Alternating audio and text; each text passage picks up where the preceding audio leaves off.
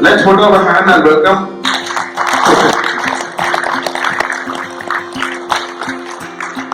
Good morning. The 10 commandments of entrepreneurs. What is the biggest secret behind globally successful companies? If you want to take your company to next level, you've got to ensure you implement these 10 things. I call it the 10 commandments of entrepreneurs. First one is, can I have the lights on? I don't want the lights on. Keep it on all the time. Get your numbers right. This covers 50% of my talk today.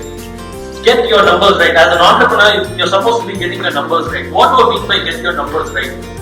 Don't run business based on emotions. Run business based on numbers. You've got to do some basic homework. Imagine I start a business with 1 lakh investment and every month I'm spending 2,000 bucks and I don't make a sale at all. I will burn down in 15 months. I'll be finishing my corpus. Imagine I do save 1 lakh investment and 2,000 sale and 1,000 rupees is coming in as income. So I will be able to run my business for 100 months.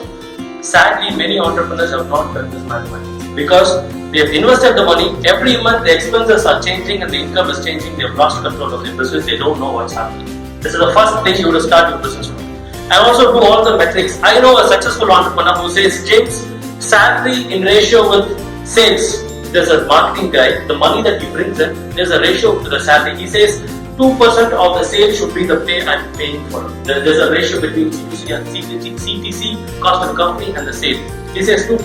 So salary into 50 times is the sale the person is supposed to be bringing. You've got to have these numbers right. Who's your most profitable customer? Probably get in touch with an auditor, try to do cost accounting. You've got to find which is the most profitable product and which is the last making product you're selling. Who's the most profitable customer? Who's the most profitable? Yes, all these are your numbers. The second one is vision for your organization. If you're running a business without a vision, it's like you're traveling in a bus and you don't know where you're going. And you're really ripping off the road. You're traveling fast, you don't know where you're going.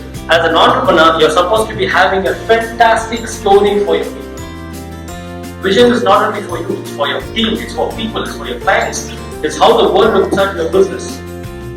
Successful companies always have visions. They do vision casting sessions.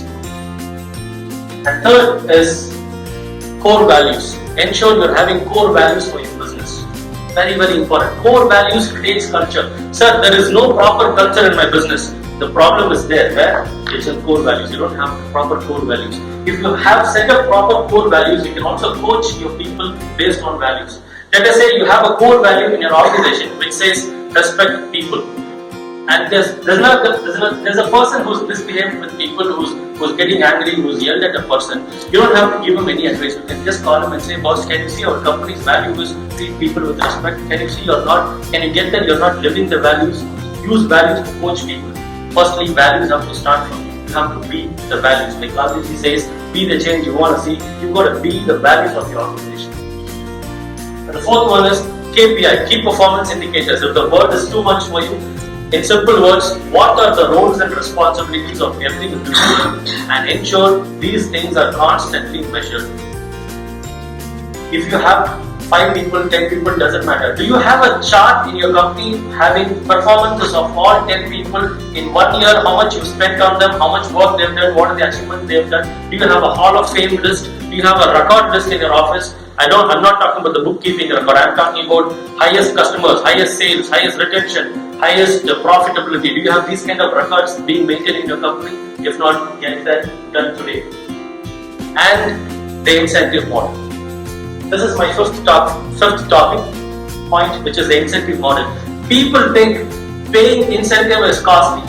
Let me break the ice for you. Not paying incentive is costly. You're burning out. Imagine I'm working for your company for a 10,000 bucks salary. In 10 years, if I work with your company, my salary would have been 20 or 25,000. It's too much. Whereas in incentive model, you can share your profit, share your growth based on the performance. And as an employee, even I or anybody who's working under you, they can also have a great feeling that I can take home how much ever I want based on my performance. Start pondering about your incentive model, keeping your CTC is to sales ratio in mind. The sixth one is career ladder chart. This is a fantastic tool I have invented for especially SMEs. You've got 10 people in your office. You don't have too many designations. How many designations you will keep creating? This is not the promotion ladder. In promotion ladder, you will say fresher, supervisor, manager, CEO, vice president. How many designations are you going to create? Simplify. Just copy it from some of the finest companies on the globe. This is called the career ladder chart, which is you have to have 4 or 5 grades in your organization. Level 1, level 2, level 3, level 4, level 5. Let us say you're having a staff who's probably a driver or who's an admin person or one of the marketing person. He can still be a marketing staff and he can be on the grade 2 or grade 3. These grades can be split based on performance, based on number of years with the company, based on records that they hold.